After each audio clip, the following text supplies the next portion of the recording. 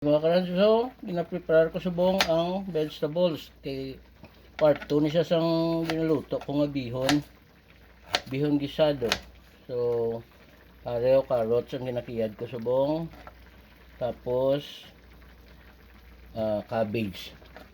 So, muna siyang ilakot na mga utan.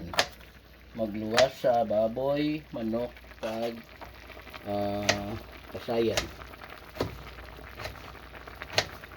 Na bubukal na ang mga meat sa bihon. So dugay-dugay asong ko ni sila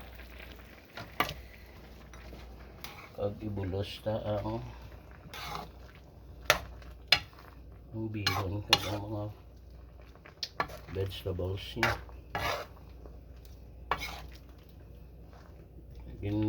Butang ko na gali ang kasayan. Pin na.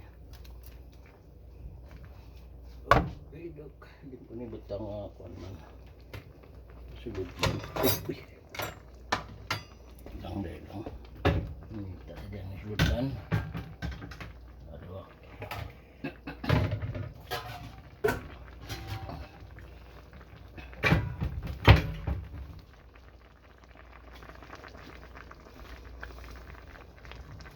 Asun ko anay ang mga meat, no? Baboy, ang manok, ang pasayan para hindi magutok.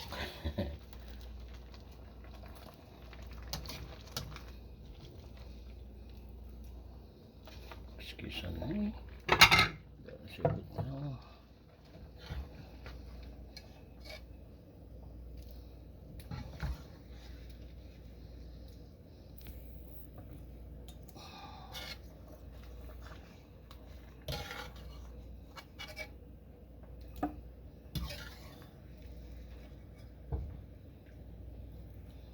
So,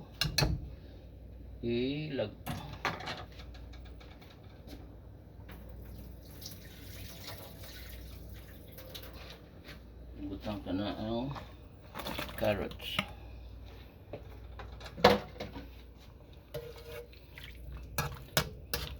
Ang luto ko niya mga karanso, palagpat li patsyam lang niya. Hindi niya professional. Patsamba lang Samtang nagapahumok ako sa carrots, ikat ko na ning repolyo. Ang repolyo, gamay lang. Ito mga 1/3 lang sini. Ito katiga.